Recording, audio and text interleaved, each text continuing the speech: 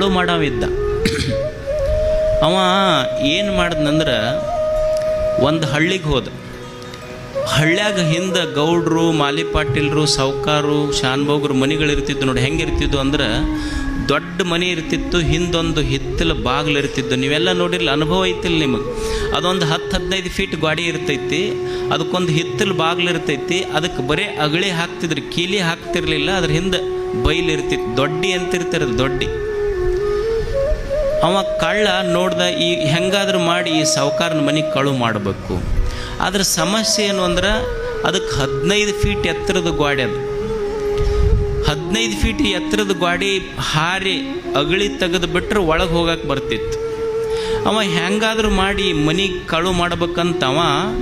ಆದ್ರೆ ಗಾಡಿ ಹಾರದ ಸಮಸ್ಯೆ ಇತ್ತಲ್ಲ, ವಿಚಾರ ಮಾಡ್ಕೋಂತ ಊರಾಗ ಅಡ್ಡಾಡ್ತಿದ್ದ. ಊರು ಬಸ್ ಸ್ಟ್ಯಾಂಡ್ ಮುಂದೆ ಏನಾಗಿತ್ತು ಅಂದ್ರೆ ಈ ಡೊಂಬರಾಟ ಆಡೋರು ಬಂದಿದ್ರು. ಡೊಂಬರಾಟ ಆಡ್ತಿರ್ತಾರಲ್ಲ, ಆ ಕಡೆ ಒಂದು ಈ ಕಡೆ ಒಂದು ಹಗ್ಗ ಕಟ್ಟಿ ತಂತಿ ಮೇಲೆ ನಡೀತಿರ್ತಾರೆ. ಮಂದಿ ಸುತ್ತ ಕೂಡಿರ್ತಾರೆ, ಮಂದಿ ಕೇಕಿ ಹೊಡಿತಿರ್ತಾರೆ, ಚಪ್ಪಾಳಿ ಬಾರಿಸ್ತಿರ್ತಾರೆ, ಡೋಲ್ ಬಾರಿಸ್ತಿರ್ತಾರೆ. ಅವ ಓಡಿ ಬಂದು ಒಂದು ಜಂಪ್ ಮಾಡಿದ್ರಂದ್ರೆ 10-15 ಫೀಟ್ ಹಿಂಗೆ ಜಿಗದು ಆ ಕಡೆ ಜಿಗಿತಿರ್ತಾನೆ. ನಾವು ಮಂದೆಲ್ಲ ಕೂಡಿದ್ರು, ಒಂದು ದೊಡ್ಡ 15 ಫೀಟ್ ಹಗ್ಗ ಕಟ್ಟಿದ್ರು, ಚಪ್ಪಾಳಿ ಹೊಡಿತಿದ್ರು, ಡೋಲು ಬಾರಿಸ್ತಿದ್ರು. ಅವ ಏನು ಮಾಡ್ತಿದ್ದಂದ್ರೆ ಅಲ್ಲಿಂದ ಓಡಿ ಬಂದು ಒಂದು ಜಂಪ್ ಹಾಕಿ 15 ಫೀಟ್ ಹಾರ್ತಿದ್ದವ. ಯಾರು? ಡೊಂಬರಾಟ ಆಡವ.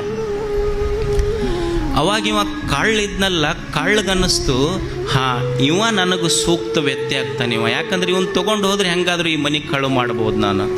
ಎಲ್ಲ ಮಂದಿ ಹೋದ ಮೇಲೆ ಆ ಡಂಬರಾಟ ಆಡೋನ ಹತ್ರ ಹೋದ. ಅಲ್ಲೋ ಇಷ್ಟು ಮಂದಿ ಕೂಡಿಸಿ ದಿವಸ ಆಟ ಆಡ್ತೀಯಲ್ಲ, ಎಷ್ಟು ದುಡಿತಿ? ಏನ್ರಿ ಮಂದಿಗೆ ಹಿಂಗೆ ತಾಟ್ ಹಿಡ್ಕೊಂಡು ಹೋಗ್ತೀನಿ, ಅವ್ರು 1 ರೂಪಾಯಿ 2 ರೂಪಾಯಿ ಕೊಡ್ತಾರೆ, ಭಾಳ ಅಂದ್ರೆ 100-200 ರೂಪಾಯಿ ಆಗುತ್ತಾ, ಇಷ್ಟೇ ರೀ ಅಂದವ. ಅವಾಗ ಅವ ಕಳ್ಳ ಹೇಳ್ದ, ನೋಡು ಎಷ್ಟು ದಿವಸ ಮಾಡಿದ್ರು ಬರೀ 100 ರೂಪಾಯಿ ನಿನಗೆ.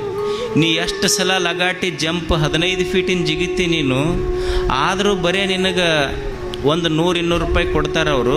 ಇವತ್ತು ಒಂದು ರಾತ್ರಿ ನನ್ನ ಜೊತೆಗೆ ಬಾ, ಒಂದು ಜಂಪ್ ಮಾಡಿದ್ರೆ ಒಂದು ಕೆಲಸ ಹೇಳ್ತೀನಿ ನಿನಗೊಂದು 50,000 ರೂಪಾಯಿ ಕೊಟ್ಟು ಕಳಿಸ್ತೀನಿ ಅಂದವ. ಅವ ಅಂದ, ಒಂದು ಜಂಪಿಗೆ 50,000 ರೂಪಾಯಿ ಆದ್ರೆ ಬರ್ತೀನಿ ತೋಡ್ರಿ ನಿಮ್ಮ ಜೊತೆಗೆ ಇವತ್ತಂದು. ಎಲ್ಲಿ ಬರಬೇಕು?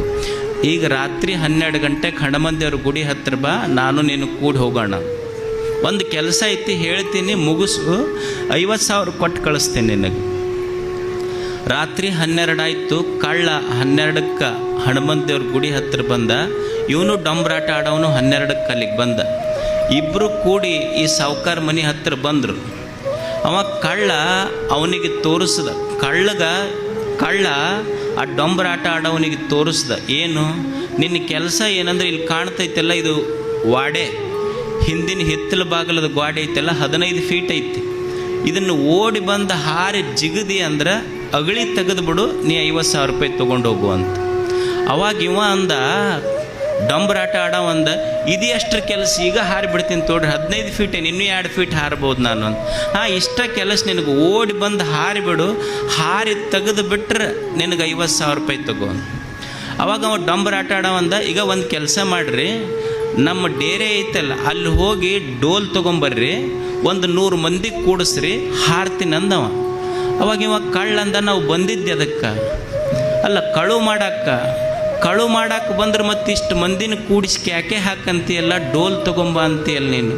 ಅಲ್ಲ, ನಾ ಹಾರ್ತೀನಿ ಕರೆ, ಆದ್ರೆ ಮಂದಿ ಬಂದು ಕೂಡಿ ಡೋಲ್ ಹಾಕಲಿಲ್ಲ, ಚಪ್ಪಾಳಿ ಬಡಿಲಿಲ್ಲ, ಕೇಕಿ ಹಾಕಲಿಲ್ಲ ಅಂದ್ರೆ ನನಗೆ ಹಾರಕ್ಕೆ ಬರೋದಿಲ್ರಿ ಅಂದವ ಕಳ್ಳ ಡೊಂಬರಾಟ ಆಡವ. ಅಂದ್ರೆ ನಾ ಹಾರ್ಬೇಕಂದ್ರೆ ನೀವು ಕಳು ಮಾಡಕ್ಕೆ ಬಂದಿರೋ, ಎದಕ್ಕೆ ಬಂದಿರೋ ಪ್ರಶ್ನೆ ಇಲ್ಲ, ನಾ ಜಿಗಿಬೇಕಂದ್ರೆ ಮಂದಿ ಸಾತ್ಬೇಕು ನನಗಂತ. ಹಂಗೊಬ್ಬ ಸನ್ಯಾಸಿ ಜಿಗಿಬೇಕಾಗಿತ್ತು ಅಂದ್ರೆ ಭಕ್ತರು ಸಾತ್ಬೇಕು ಅಂದಾಗ ಜಿಗಿತಾರೆ ಅವ್ರು, ಇಲ್ಲಾಂದ್ರೆ ಜಿಗಕ್ಕೆ ಸಾಧ್ಯ ಇಲ್ಲ. ಅಂದ್ರೆ ನಿಮ್ಮ ಸಹಾಯ, ನಿಮ್ಮ ಸಹಕಾರ, ನಿಮ್ಮ ಪ್ರೀತಿ, ನಿಮ್ಮ ಅಭಿಮಾನ ಒಂದು ಮಠವನ್ನು ದೊಡ್ಡದು ಮಾಡ್ತದೆ. ಒಬ್ಬ ಮಠದ ಸ್ವಾಮೀಜಿ, ಸನ್ಯಾಸಿ, ಅವ ಯಾವಾಗ ದೊಡ್ಡವಾಗ್ತಾನಂದ್ರೆ ಭಾಳ ದೊಡ್ಡ ಮಠದಲ್ಲಿ ಬಂಗಾರ, ಬೆಳ್ಳಿ, ಸಂಸ್ಥೆ, ಆಸ್ತಿ ಇದೆಲ್ಲ ಇದ್ದರೆ ಯಾವ ಸ್ವಾಮಿಗಳು ದೊಡ್ಡವರಾಗೋದಿಲ್ಲ.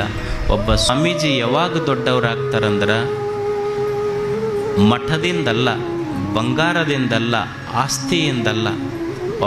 ಒಬ್ಬ ಸನ್ಯಾಸಿ, ಒಬ್ಬ ಸ್ವಾಮೀಜಿ ದೊಡ್ಡವನಾಗೋದು ಯಾವಾಗ ನಿಮ್ಮಂಥ ಭಕ್ತರು ನಿಮ್ಮ ಎದೆಯೊಳಗೆ ಅವನಿಗೆ ಒಂದಿಷ್ಟು ಜಾಗ ಕೊಡ್ತಿರಲ್ಲ, ಆ ಜಾಗದಿಂದ ಅವ್ರು ದೊಡ್ಡವರಾಗ್ತಾರೆ ಅಷ್ಟೆ.